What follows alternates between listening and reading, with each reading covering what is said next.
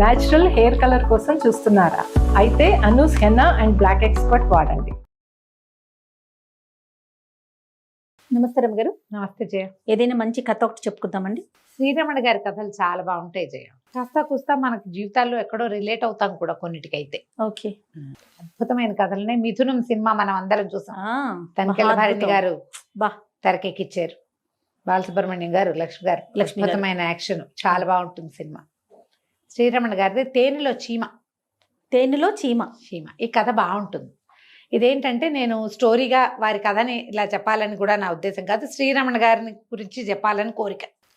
శ్రీరమణ గారిది ఇదొకటి, ఏది మిథునం, బంగారు మురుగు, తర్వాత ఏమో ధనలక్ష్మి. భలే బాగుంటాయి కథలు. చాలా అంటే చాలా చాలా చాలా బాగుంటాయి. వాట్లల్లో చాలా బాగుండేది ఈ తేనెలో చీమ కథ కూడా. ఎప్పుడో వారు ఈ మధ్య కాలం చేశారు కదా, అంతకుముందు నేను ఒకసారి మాట్లాడా. వీరివి కొన్ని పుస్తకాలు ఉన్నాయి, అంటే కాలమ్స్ రాశారు. ఆ కాలమ్స్లో కొన్ని కాలమ్స్ నేను చదవాలనుకుంటున్నాను అని అడిగితే, ఎక్కడ కావాలంటే అక్కడ చెప్పండి అమ్మా, ఏం పర్వాలేదు అన్నారు. ఎంత చక్కగా మాట్లాడతారు. శ్రీరమణ గారికి బంధువులైన ఒకరు మనకి ఫ్రెండ్, అప్పుడప్పుడు నిపుణ అని ఒక అవార్డు ఇవ్వడానికి నన్ను పిలవడానికి వచ్చారు కదా, వారికి వీరి కజిన్స్ అనమాట. సో బాబాయ్ ఏదో అంటారు, బాబాయ్ అని. ఆయన వల్ల ఈ నెంబర్ తీసుకుని వారితో మాట్లాడాను. అయితే అప్పుడు మా అక్కయ్య ఈ బంగారు మురుగు కథని సంస్కృతంలోకి ట్రాన్స్లేట్ చేయడానికి కూడా పర్మిషన్ తీసుకున్నాం మేము. సంస్కృతంలోకి ట్రాన్స్లేట్ చేసింది మా అక్కయ్య ఆ బంగారు మురుగు కథని. అయితే ఈ తేనెలో చీమ సంగతి చెప్తాం. నేను కథ ఆశాంతం చెప్పాను, బ్రీఫ్గా చెప్తా. తెలుగు చదవడం, పుస్తకాలు చదివే అలవాటు ఉన్న వాళ్ళు ఎవరైనా మీ దగ్గర శ్రీరమణ గారి మిథునం పుస్తకం లేకపోతే ముందు పరిగెత్తుకుంటూ వెళ్ళి కొనుక్కోండి. శ్రీరమణ గారి కథలన్నీ కూడా తెలుగు పాఠకుడు చదివి తీరాలి, అంత బాగుంటాయి. ఆ మిథునం పుస్తకం కనుక ఇస్తే చక్కగా బీరువాలో దాచిపెట్టుకోండి, ఎవరికి ఇవ్వకండి. బాపు గారు చేతిరాతో రాసిన పుస్తకాలు కూడా అప్పుడు వేశారు. అప్పుడు మేము కూడా ఒక పుస్తకం కొనుక్కున్నాం. ఆ మిథునం కథల సంపుటంలో ఇది ఉందన్నమాట. ఇది ఉంది, తేనెలో చీమ కథ. ఇదేం చెప్తారంటే, ఒక పల్లెటూరులో, కొంచెం సుమారైన ఊర్లో రామకృష్ణ గారు, వీరభద్రయ్య గారు ఇద్దరు బావమరిది. వీళ్ళిద్దరూ చేరుకో పార్టీ. ఈ పల్లెటూళ్ళల్లో ప్రెసిడెంట్ గా నిలబెట్టటాలు వ్యవహారాలు ఉంటాయి. ఆయన పార్టీ అయింది, ఈయన పార్టీ అయింది. ఆడవాళ్ళకి ఒక అవకాశం ఉందని ఒక అమాయకపు ఆ లక్ష్మి ఒకటి ఉంటే, పిచ్చి లక్ష్మి అంటారు, ఆవిడని నిలబెట్టి గెలుస్తారు. రెండో వాళ్ళ హేళనకి గురవుతారు, పిచ్చి పంచాయతీ అని అదని ఇలా అంటూ ఉంటారు. ఒకళ్ళనొకళ్ళు ఎక్కిరించుకోవటం, హేళన చేసుకోవటం అలాంటివి నడుస్తాయి. అయితే ఏమైంది, వీళ్ళు ఏదో కమ్మరం పనులు చేయిస్తారు. కమ్మర పనులు అంటే అదే ఇనుప సామాన్లు, కత్తులు కటార్లు చేయిస్తారు కదా. అక్కడ వీళ్ళ దగ్గర, వీరభద్రయ్య గారి దగ్గర పనిచేయటానికి సన్నటి కుర్రాడు ఒకటి చేరతాడు. వాడు సన్నగా ఈనుపుల్లే రెల్లిపోచల్లే ఉంటాడు.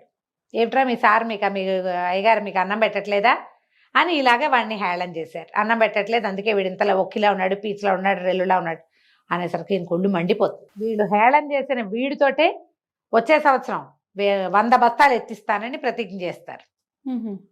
ఆ ఊళ్ళో ఒక గట్టి ఆచారి గారు ఉంటారు. ఈ ఆచారి గారికి చెప్తారు, ఈ రెల్లిపోతని బలాఢ్యుణ్ణి చెయ్యాలి, ఏం చేస్తారో అది చెయ్యండి, ఎంత టైం కావాలి మీకు. వాడు సన్నటి రెపట లాంటి మనిషి, సీనయ్య వాడి పేరు. సన్నగా పొడుగాటివాడు. ఈ బక్క పిల్లలు ఎప్పటికీ ఏం చేస్తే లావు అవుతారు, ఎప్పుడు వాడికి బాలసాలు అవుతాడు వాడు, ఏదో గట్టివాడే పని చేసుకునేవాడు, కానీ బక్కటివాడు. ఈయన అన్నాడు, అయ్యా గర్భస్థ శిశువైనా 9-10 నెలలు పడుతుందండి, 9 నెలలు ఉండాలి తల్లి గర్భంలో అంటే, సరే 9 నెలలే తీసుకోండి, సంక్రాంతి పండగ నాటికి వీడిని తయారవ్వాలి. అక్కడి నుంచి వీడి దగ్గర పని మానిపించేశారు. వీడిని ఓ చోట పెట్టారు. ఇక వాడిని మేపటం మొదలు పెట్టారు. ఈయనయ్యన్న వాడికి మేపటము, వాడికి ఏమేం పెట్టారు, వాడిని ఎలా బలాఢ్యుని చేశారు అనేది ఒక పేజీన్నర రాస్తారు. ఎంత బాగుంటుందో, భలే బాగుంటుంది. అక్కడి నుంచి వాళ్ళ ఇంటికి వెళ్తే కుదరదు, ఇంటికి పంపించాల. భార్య అది ఉంది, మరి భార్య పిల్లలు ఉన్నారు. భార్య దగ్గరికి వెళ్తే బలం తగ్గిపోతుంది, అందుకని కట్టు. ఇంటికి వెళ్తే సరిగా కుదరదు, అందుకని కట్టు. ఇంటికి కూడా వెళ్ళనివ్వరు, వీళ్ళు ఇక్కడే ఉంచుతారు. ఇక రకరకాల అరగదీసి పోస్తారు, తినిపిస్తారు. అవి అరగటానికి ఇంకోటి ఇస్తారు, ఇది అరగటానికి ఇంకోటి. అక్కడి నుంచి కసరత్తు చేయిస్తారు, వాడిని పెంచాలి కదా శరీరం. అక్కడి నుంచి ఏమైంది, జుట్టు బాగా దుబ్బు పడింది, జుట్టు ముడి. తిండంతా జుట్టులోకి పోతుంది, జుట్టు తీయాలంటే వీళ్ళు అబో దిబోమన్నాడు. కాదండి, నాకు అనారోగ్యం వచ్చినప్పుడు మా అమ్మ మొక్కుకుంది, ఏడుకొండలవాడి ముక్కు వద్దు వద్దన్నా సరే గుండు గీయించేశారు నిర్దాక్షిణ్యంగా. గుండు అక్కడి నుంచి ఇక రోజు భార్య రోజు వచ్చి కాసేపు కూర్చుని వెళ్ళేది. ఊరికే మళ్ళీ ఎదురుగా ఉంటే దిష్టి తగులుతుంది, అందుకని ఓ పక్క నుంచి కాసేపు మాట్లాడి వెళ్ళిపోవటమే. వీళ్ళకి కావాల్సిన అన్ని వస్తువులు ఇంట్లో కావాల్సినవన్నీ అయ్యగారే సప్లై చేస్తారు. మరి వీడు పని చేయట్లేదుగా, ఇక వాళ్ళకి తిండమరుతోంది. మొదట్లో బాగానే ఉంది, క్రమంగా విరక్తి పుట్టడం మొదలుపెట్టింది వీడికి. ఇక ఎన్ని రకాలు చేశారో, కొంచెం ఒంటి మీకు కులాసా రావడానికి నల్లమందు చిన్న మోతాదు మొదలుపెట్టి పెద్దది దాంట్లోకి తెచ్చారు. ఒళ్ళు తేలిగ్గా ఉంటుంది. గుండు మా అమ్మని చూడాలనుందని గోల పెట్టాడు. వాళ్ళ అమ్మని మోసుకొచ్చారు. అమ్మకు ఒంట్లో బాగుంట్లా, మళ్ళీ ఇంటికి పంపిస్తే ఎట్లా, వాళ్ళు మోసుకొచ్చారు. అమ్మని మోసుకొచ్చారు. ఆ అమ్మ తెల్లబోయింది, ఆవిడ గుర్తుపట్ల కొడుకుని. అంతకుముందు మనకి వీళ్ళకి తెలిసిన వాడు ఏమిటి, వాడు బక్కటి వాడు, దుబ్బు జుట్టు. ఇప్పుడు చూస్తే బోడిగుండు, ఇంతంత కండలు. తల తడివి చూసి దుఃఖించింది. తీసుకుపోయారు, అమ్మని మోసుకెళ్ళిపోయారు. అమ్మ సంగతులు ఏం తెలియవు, పిల్లాడి సంగతులు తెలియవు. పెళ్ళాం వచ్చి కనపడేది, వెళ్ళిపోయేది ఏడ్చుకుంటూ. సరే, క్రమంగా ఆయన ఏం చేశాడు, ఆయన వచ్చి ఒరే నా పరువు మర్యాద అని చెప్పేసరికి వీడు మనసు ప్రశాంతంగా చేసుకుని అయ్యగారి సంగతి చూడాలి అంతేననుకున్నాడు. వాళ్ళు పెట్టినవన్నీ తిన్నాడు, చెప్పిన ఎక్సర్సైజ్ అంతా చేశాడు.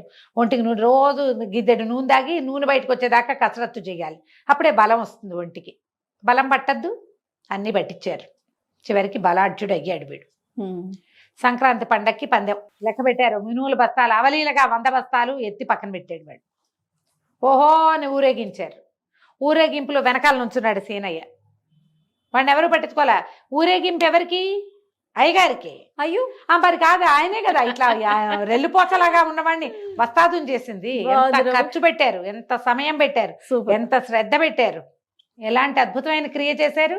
వాడు వెనకాల నడిచొస్తాడు, వీళ్ళందరూ ఊరేగింపుగా తీసుకెళ్లారు.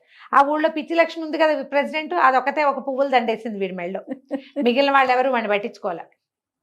కాళ్ళు ఇడ్చుకుంటూ ఇంటికి వెళ్ళాడు. చూస్తే అమ్మలేదు. అమ్మ మంచం కడుగు అమ్మేదంటే పండక్కి ముందే పోయింది, దుఃఖం వస్తే నువ్వు ఇదైపోతావని చెప్పొద్దన్నారని ఏడ్చింది. ఏం చేస్తాడు, ఏడ్చుకుంటూ ఒక గ్లాస్ పాలు తీసుకెళ్ళి వాళ్ళ అమ్మని ఎక్కడ బుక్ చేశారో అక్కడ పాలు పోసాడు. ఆ పిచ్చి లక్ష్మి చెప్పింది, ఇక్కడే మీ అమ్మని చేసింది, నేనే అగ్గిపెట్టాను మీ అమ్మకి. తల్లి లేదు, చూడలేకపోయాడు. దుఃఖం ఏం చేయాలో తెలీదు. పిల్లాడి దగ్గరికి రాడు. ఊళ్ళో వాళ్ళందరూ వీడి పెళ్ళాన్ని, అబ్బా నీకు భలే కండలధారి మొగుడు దొరికాడు అన్నారు. ఇక మర్నాడు వెళ్ళాడు ఆయన దగ్గరికి. ఆ పూట ఏమైందంటే ఈ ఊరేగింపు రామకృష్ణయ్య గారి ఇంటి మీదుగా వెళ్ళింది. వెళ్ళంగానే రామకృష్ణయ్య గారి భార్య బయటకు వచ్చి హారతి ఇచ్చి, అన్నయ్య మన ఇంటి పరువు నిలబెట్టావు అన్నది. ఇప్పుడు వాళ్ళు ఒకటైపోయారు. అదే మెళ్ళో నుంచి పులిగోర పథకం తీసి పెట్టేట పళ్ళెల్లో. చెల్లెలు మంగళహారతి ఇచ్చినందుకు హారతి పళ్ళానికి ఇస్తారు కదా. ఇక వీడు మళ్ళీ అయ్యగారి దగ్గరికి వెళ్తే అయిపోయిందిగా, ఏదన్నా సర్కస్లో చేరరా, పందెం అయిపోయింది కదా అన్నాడు ఆయన. ఎక్కడా పని లేదు. రోజు నల్లమంది అలవాటు చేశారు, మందు లేక పీకేస్తోంది నాలిక, ఆహారం చాలదు. మరి ఎంత తిండి అలవార్చారు, ఆ తిండి ఎక్కడి నుంచి తెస్తుంది పెళ్ళాము. వీడితో ఎవరు పని చేయించుకుంటారు, ఎవరు వాడిని దగ్గరికి రానివ్వల. తల్లిపోయింది, ఆ దుఃఖం అణుచుకోలేకుండా ఉన్నాడు. పని లేదు.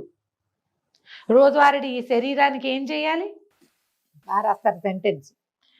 భార్యని పిల్లాన్ని తీసుకుని జారిపోయి పోతున్న కండల్ని దగ్గరికి లాక్కుని వెళ్ళాడు అని. మరి తింటే కదా కండ ఉండేది, తినకపోతే ఎక్కడి నుంచి వస్తుంది. అక్కడెక్కడో ఊళ్ళో వాళ్ళ బావమరిది ఒక టీ కొట్టు ఏదో పెట్టుకున్నాడు. సరే ఆ ఊరు చేరాడు. చేరాక టీ కొట్టు వ్యవహారం దగ్గరికి వెళ్ళాక ఏమైంది, బావమరిది అన్నాడు, సరే నీకేదో పని చూస్తా, అందాక నా టీ కొట్టులో ఉండని. బావమరిది కొట్టు అప్పచెప్పి ఎక్కడికో వెళ్ళాడు. ఏమైంది, టీ కొట్టులో టీ బేరాలు చేసుకుంటున్నారు. ఎవరో ఒక రౌడీ ఒక ఆయన వచ్చారు, వాళ్ళు ఒక 4 గుంపు వచ్చారు. ఇతనికి తెలియదు, కొత్తవాడుగా టీకి డబ్బులు అడిగేసరికల్లా వాళ్ళు కొట్టబోయారు. ఇప్పుడు బావమరిది వచ్చి ఎన్ని టీలు అయినాయి డబ్బులు లెక్క అంటే, వాళ్ళు ఎవరినో ఎందుకు వదిలేసావు గట్టిగా అడగలేదా అంటూ ఇతను ఏం చేశాడు, లేచి ఉంచున్నాడు. వీడు సన్నటి పొడుగాటివాడు, ఇప్పుడు బాగా ఒళ్ళు చేసి ఉన్నాడు. ఇక్కడికి వచ్చాక కొంచెం మళ్ళీ అన్నం దొరుకుతుంది, శుభ్రంగా ఉన్నాడు. ఈ లేవటం ఏమిటి, ఆ వచ్చిన వాడిని ఒకటి వేసాడు. వాళ్ళందరి మీదకి వస్తే అందరినీ చితకొట్టు పెట్టాడు. డబ్బులు ఇవ్వకుండా ఎగదో వెళ్ళిపోతారా అన్నాడు. కాసేపటికి ఊళ్ళో వాళ్ళంతా నిలబడి చూస్తున్నారు ఆశ్చర్యంగా. ఏమిటట, వీడు చాలా పెద్ద రౌడీ వచ్చినవాడు. వాడిని మడత పెట్టగలిగిన వాళ్ళు ఎవ్వరూ లేరు. ఎక్కడి నుంచో వచ్చిన ఈ మనిషి మనవాడు వాడిని లైన్లో పెట్టాడని మొత్తం జనాలంతా చేరిపోయారు. ఓహో అన్నారు, వాడు మామూలు వాడు కాదన్నారు. పట్నం వెళ్ళి ఏదో పని చూసుకొస్తానన్న బావమరిది ఏకంగా మంత్రి గారి కారులో వచ్చాడు. పోలీస్ ఇన్స్పెక్టర్ వచ్చాడు, ఆ ఏరియా ఇన్స్పెక్టర్.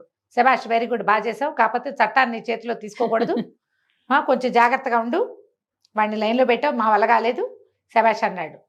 అంటే ఇప్పుడు అందరి దృష్టిలో పడ్డాడు. బావమరిది వచ్చి మంత్రి గారి కారులోంచి దిగి, బావా నువ్వు ఇంత ఘనుడు అని అనుకోలేదు, మంత్రి గారు మన వైపే ఉన్నారు, ఇక అంతా నీదే, ఇప్పుడు నువ్వు ఇక్కడ ఇప్పుడు హీరోవి. ఓకే. అనగానే ఈయనకి అర్థమైంది సీనయ్యకి, నేను మళ్ళీ తేనెలోకే వెళ్తున్నా. నిన్నేం చేశాడు, ఆ అయ్యగారి పరువు నిలబెట్టడం కోసం తిని తిని తిని చివరికి తిండి లేని స్థితి వచ్చింది తనకి. ఇప్పుడు వీడిని ఎవరినో అవసరార్థం కొడితే ఇప్పుడు రోజు కొట్టించడానికి సిద్ధం చేశారు రంగం. ఎవడొచ్చినా వీడు కొడతాడు. అలాగే కదా రౌడీలు తయారయ్యేదమ్మా. ఒక్కసారి ప్రమాదవశాత్తు వీళ్ళ వల్ల ఒక పని జరిగితే దానికి జేజేలు కొట్టారంటే వీళ్ళు పోయి అందులో ఇరుక్కుంటారు. ఇక్కడున్న రౌడీ షీటర్లు అంతే, స్టూడెంట్స్ టర్న్డ్ రౌడీస్ అంతే, రౌడీస్ టర్న్డ్ రాజకీయ నాయకులు అంతే. అందులో వచ్చే లభించే దానికోసం వెళ్తారు. తర్వాత అదేమవుతుంది, పులి మీద స్వారీ అవుతుంది. ఇది మొదట తేనె ఆహారం బోళ్ళు లభించింది అయ్యగారి ఇంట్లో నుంచి. ఇంటికి 16 వస్తువులు వచ్చినాయి, 14 దినుసులు వచ్చినాయి తిండికి. పందెం గెలిచాక నువ్వెవరో నేనెవరో, ఏదైనా ప్రాబ్లం వస్తే వీడెవడో మా తెలియదు అంటారు. అవసరం వచ్చినప్పుడు అందరూ వాడేసుకుంటారు. నేను మళ్ళీ తేనెలోకే వెళ్తున్నాను, ఇందులో ఉండకూడదని రాత్రికి రాత్రి పెళ్ళాన్ని కొడుకుని తీసుకుని వేరే చోటకి వెళ్ళిపోయాడు. ఇట్లా మనం ఉద్యోగస్తుల్ని ఇలాగే బాగా చేసి ముద్దు చేసి వీళ్ళని చేయకూడని పనులలోకి ఇరికిస్తుంది యాజమాన్యం. మొదట వాళ్ళు ఇచ్చినటువంటి అవన్నీ బాగుంటాయి, ట్రిప్పులు, బోల్డంత క్యాష్ ప్రైజ్లు, ఇన్సెంటివ్స్. తర్వాత వీళ్ళు అక్కడ దొరుకుతారు, ఇరుక్కుపోతారు. దాంట్లోంచి విడిబడి బయటికి రాలేరు. విడిపోయి ఇంకో చోటకి వెళ్దాం అనుకున్నారనుకో, అక్కడ వాడు చూపించేది కూడా ఇదే. ఎక్కడైనా ఇలాగే ఉంటుంది. తేనెకి ఆశపడ్డావా, చీమ ఎట్లా తేనెలోకి వెళ్ళిందంటే ఇంకా రాదు బయటికి. దాని కాళ్ళు అక్కడక్కడక్కడక్కడే జారిపోతాయి. చెత్త పనులు చేసేవాళ్ళు, తెలివి తక్కువ పనులు చేసేవాళ్ళు, ఈ యాజమాన్యాన్ని ఇచ్చేటువంటి వ్యవహారాలకి ఆసక్తి చూపించి ముందుకెళ్లే వాళ్ళు, ఇలాగే కదా మా లంచగొండలు తయారయ్యేది. 100% అండి కదా. ఆలోచించండి. ఈ కథని మీరే చదవండి, ఇంకా బాగుంటుంది. ముందు ఈ కథని మన సొంత జీవితాలకి అప్లై చేసుకుని మనం ఎక్కడెక్కడ దొరికాం, ఎవరెవరికి దొరికాం, ఎవరెవరికి దొరుకుతున్నాం ఆలోచించుకోండి. కాలు చెయ్యి కూడ తీసుకుంటే మీ పని మీరు ఎక్కడైనా చేసుకోవచ్చు అంతే. ఈ తేనె అక్కర్లా, బోళ్ళని పంచదార పలుకులు మనం మోసుకెళ్ళగలిగేవి దొరుకుతాయి. రైట్. అంతేగాని మనని గుంజేసేవి మాత్రం మనకు అక్కర్లేదు. రైట్. బాగుంది కదా, చాలా బాగుంది రమ్మగారు. నమస్తే. నమస్తే.